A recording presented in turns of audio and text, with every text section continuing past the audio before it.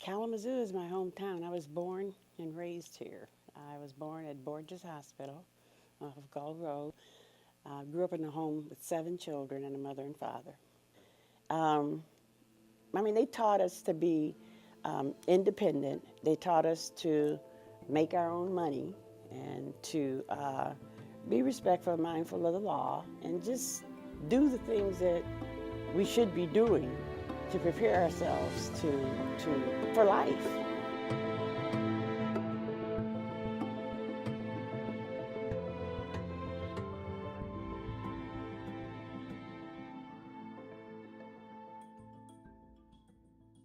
The first time that I can recall going south.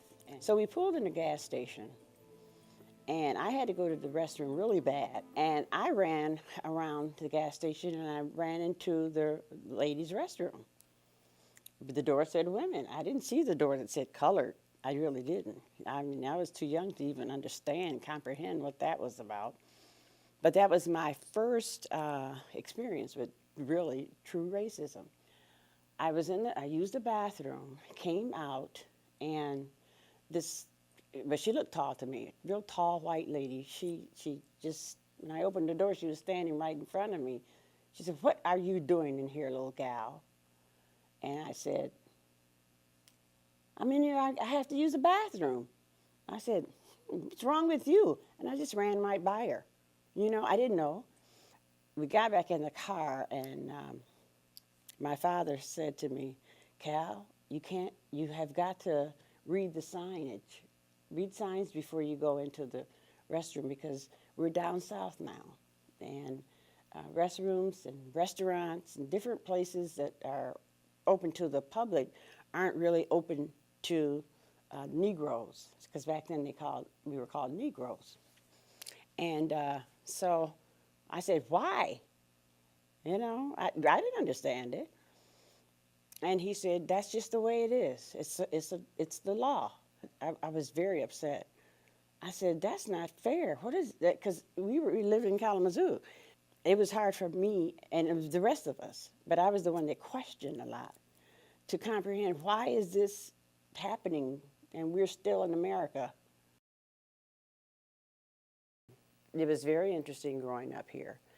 The only thing that was really bad, getting back to racism and race relations, is the night we were sitting around the dinner table.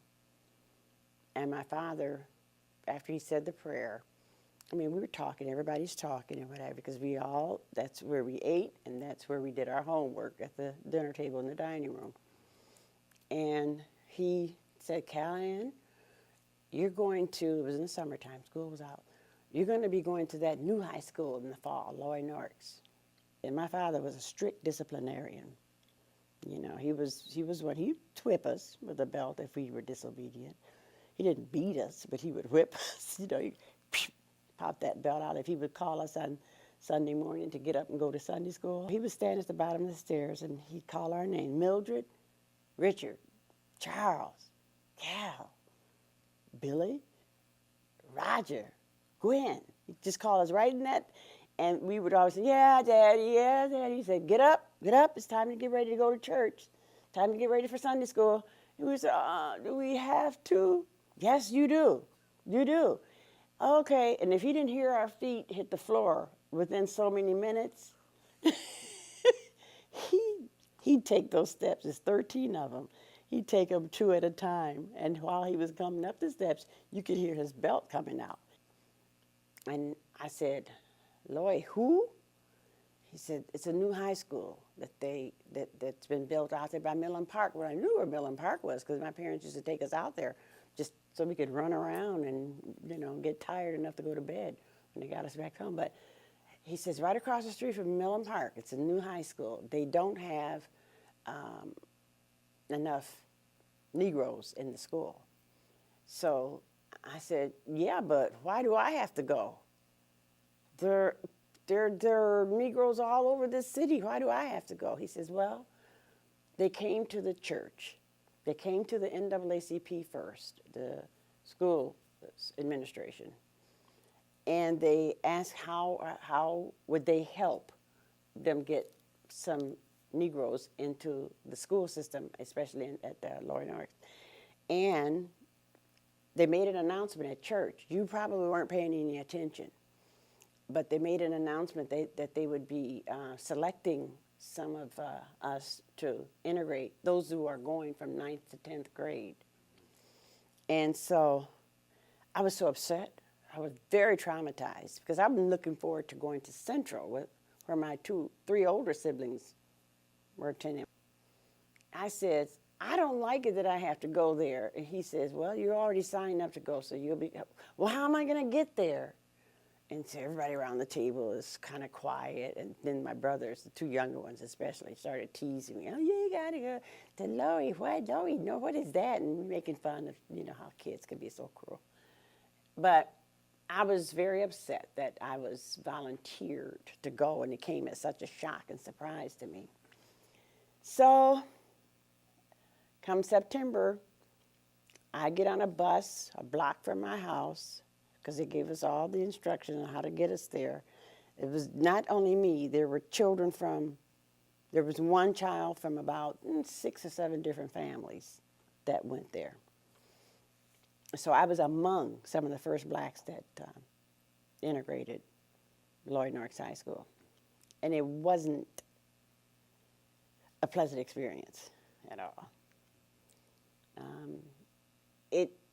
Getting off the bus was like you see sometimes on TV when you're looking at civil rights movies on Negroes in the South that were integrating schools. It wasn't that severe, but it was bad.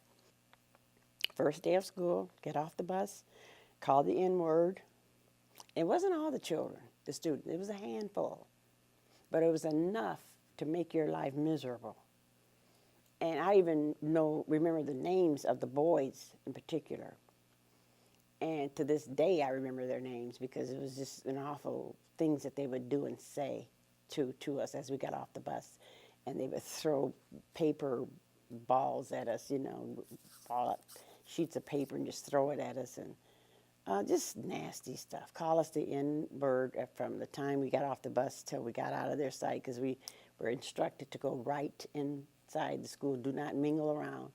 Get to your classroom, your homeroom, and try to avoid any kind of confrontation or altercation. Well, we weren't initiating any of it. It was all directed. We were direct targets every day we got off the bus. But I was not afraid, because my dad used to say, God didn't put that sense of fear in you, and you're not supposed to walk around afraid of another human being like that, especially in a school environment. But I had gotten so used to defending myself with my 3 of my brothers. Anyway, my oldest brother, he never challenged me. He kind of spoiled me a little bit, Richard. But the other 3, he used to go around. He used to pick up their little boxing gloves. My dad would buy them, and I'd be out in the backyard with them boxing. My mother would get so mad at me. She'd say, "Come on, take those boxing gloves off. You're a girl." But that, that spirit, that rebellious spirit in me came in handy when dealing with the racist students at school.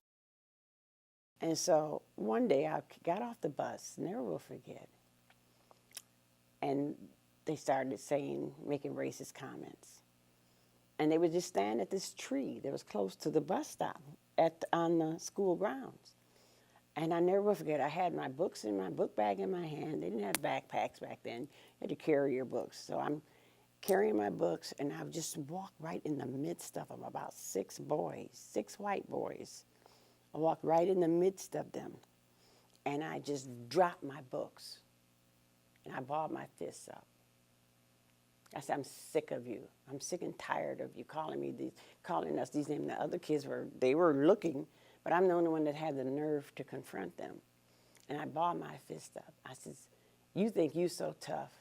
I said, try to beat me up. I bet I could kick your butt. And they kind of looked at me. They were like quiet, and I said, come on, chicken, and they just left. They dispersed. And when I come home at night, my parents would, we would sit around the dinner table eating, they said, well, how was school today?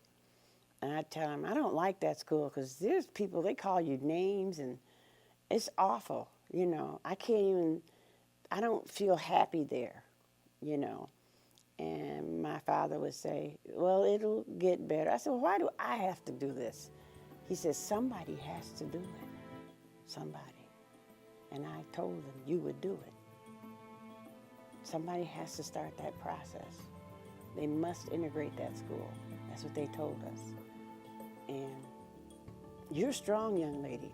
You can endure this. It won't be this way all the time.